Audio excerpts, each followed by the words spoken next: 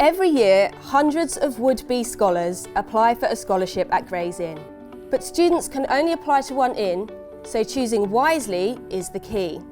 For many, it's make or break. The pressure on funding is immense. But how are these vital scholarships actually awarded? Is the process fair? And why does it take so long to hear back? I'm Lisa, I'm a Hale scholar, and I'm going to take you inside Gray's Inn to reveal the answers. We're going to meet the people involved and find out what goes on behind the scenes.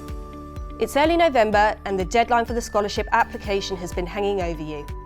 It's a long form to complete, it's time consuming, but it's done and gone.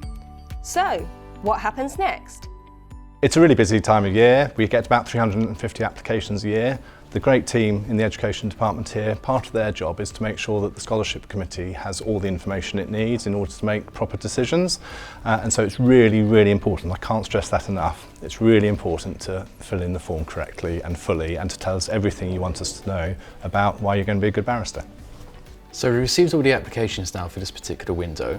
What happens now is that we go through each one to make sure that the references have been submitted. For whatever reason, the referee may not have made the deadline in time, so then it falls to us to contact the applicant directly to ensure they are aware of the situation. They will then contact the referee and the reference will be submitted to us with a bit of an extended deadline so they have a bit of time to get it into us. Once that's all done and dusted and we have a complete application, that will then be sent off to the shortlisters. Some inns, they interview everybody. Why do Gray's do a paper sift? I think there's two main reasons. The first is that getting a scholarship from Gray's Inn is obviously a big ask. You have to have a high level of competency and you have to be able to demonstrate that through the form, and we just don't think it's fair to get people into interview when they've got no chance of getting through the other end of the interview. The second, and I think probably the main point, is that we put a lot of store by written advocacy. You have to be able to write persuasively, concisely and clearly if you're going to be a good barrister. And we think the form is a good way of showing that off.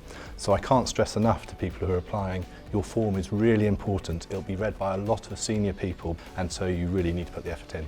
Some people might be concerned that they won't make the cut because they went perhaps to the wrong school or don't come from a privileged background. I completely understand the concern, but it's absolutely not the case here.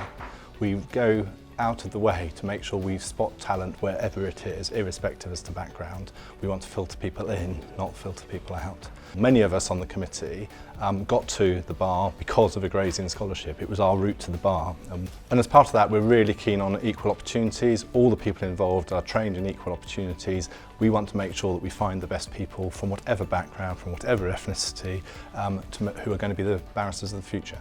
So tell us about the shortlisting panel. Who are these people and why are they chosen? Well, there's a very broad range of barristers on the shortlisting panels. We have judges, senior QCs, juniors, people who've even been through the scholarship process quite recently.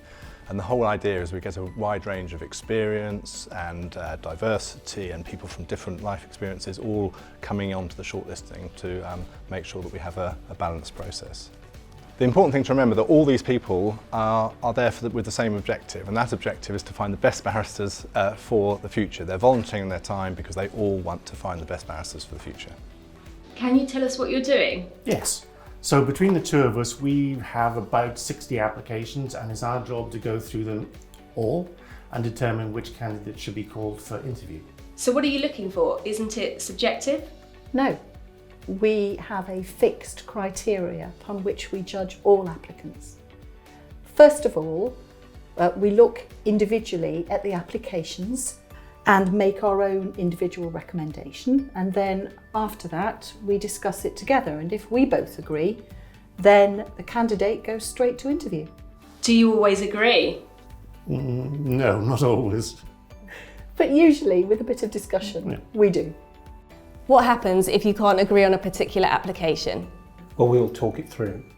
We all come from different backgrounds, have different perspectives, have our own different foibles and idiosyncrasies. But nonetheless, what we've got to try and do is ensure that the right candidate and the most deserving candidate gets the award. And that's the whole aim of what we do. And if you still can't agree? If we really cannot agree, what we'll do, it'll be referred to another panel, and hopefully they will come to an adjudication which is the right result. If that doesn't happen, then it'll go to another panel. So eventually you could have at least 6 different people seeing the application in order to make a considered and proper decision. And the reason behind that is that we want to make sure no really talented individuals slip through the net. We want to interview as many people as we can. I remember my nerves before my own interview last year, which was in this very room, where I met a panel just like yourselves. So everyone gets 15 minutes per interview? Yes, that's right. One of the questions that we like to ask is a topical question to which there's no right or wrong answer. Rather, we're much more interested in how candidates develop their oral argument and their advocacy. We award scholarships entirely on merit, and we all work to a tight marking sheet that scores candidates against criteria. The first of those is intellectual ability. How a candidate has performed in university exams and in school exams will be obvious from their paper application already. So it's really at the interview stage that we get the chance to see what they're like and how quickly they can think on their feet. We're also looking for motivation and potential to succeed at the bar. So a candidate needs to demonstrate that they have a genuine interest, they've researched what the courts do, what the profession is about. And obviously we take all of that into account. We look at potential as an advocate, and what we're looking there for are what they've demonstrated by way of oral and written advocacy skills. That can be through public speaking, voluntary work, debating, or even teaching. We're also looking for a candidate to demonstrate drive and determination, someone with a strong work ethic to achieve goals and to overcome adversity whilst remaining calm under pressure. And finally, can the candidate apply lateral and original thinking to solve problems? We're looking for evidence that the candidate is able to assess key facts, to distill what is relevant from what is irrelevant, and to put everything together in order to develop an argument. So tell us how you prepare for each candidate. Do you decide beforehand who is going to ask what question? Well, we go to great lengths to make sure that each candidate is treated in the same way. And part of that is preparing in advance. So we'll all have read the application forms and we'll have identified particular areas that we want to discuss in the interview. Our aim is to make candidates feel comfortable and as relaxed as they can be. We really want to give them the best opportunity to show us their very best qualities. What happens next? Then we get to the wrap-up meeting. This is the point at which we score all the candidates and we work out where the scholarships are going to be awarded. What happens is that we have a meeting at the end of each evening of interviews to try to calibrate results to make sure we're all on about the same level, and there'll be some people who are obviously going to get scholarships because they're right at the top, and there'll be some people who won't be getting scholarships towards the bottom. The arguments or the discussions always happen in the middle bit, and there's quite often fireworks. What do you mean? Well, some people obviously see different qualities in the individual candidates, and we'll have a discussion about those, and some people might say, well, that candidate looks like they've been undermarked, and other people might say, we think that candidate's been overmarked, and we'll have a debate about that and come to a consensus decision. With the senior scholarships, we have an individual debate on each candidate because we want to make sure that we're giving lots of money and a very prestigious prize to people who really deserve it and really need it. At the end of the whole process, we sit down and we look at the list of people we're awarding scholarships to and the list of people we're not awarding scholarships to, and we all have to be happy with that list. And when we come out of that meeting, sometimes after a lot of hours, we're all happy that we're giving the scholarships to the right people. We email every scholarship applicant to inform them of the outcome of the process. For the successful ones, this is the best bit. I've had some amazing responses from our new scholars. It's a really rewarding part of the job. I was about to board a plane when I found out the good news. I was coming back from the USA, so I spent a 9-hour flight home very, very excited. At this point in time, award winners don't know exactly how much money they'll be receiving from the Inn, is that right? Yes, that's correct. They'll know they're going to get the basic award, but Gray's Inn has a lot of money put to one side to top that up when it's needed under the means test. For that, we have the financial information form that you'll be asked to fill in if you're going to get an award, which contains a great deal of questions and provides us with a lot of information as to financial situation. But it's not just about finances, it's about family circumstances, caring responsibilities, or any particular challenges individuals face.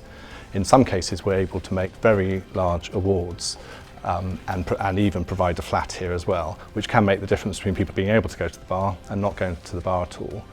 Each candidate's story is unique, and we try to treat each candidate uniquely and tailor a scholarship to meet their needs. So, how did you feel when you found out you'd been awarded a scholarship? It was a completely surreal moment. I remember checking the email twice to see it was sent to me, seeing the amount they had given me and the award I got. It was just so great, and I had to phone my parents to let them know. They were completely speechless on the phone for about 2 minutes, and I had to make sure they were okay. And then in September, when I came to actually get the cheque, when I got it, I had to double check again it was sent to me. And then I had to go to the local bank, and I carried it like my life depended on it. It was truly surreal.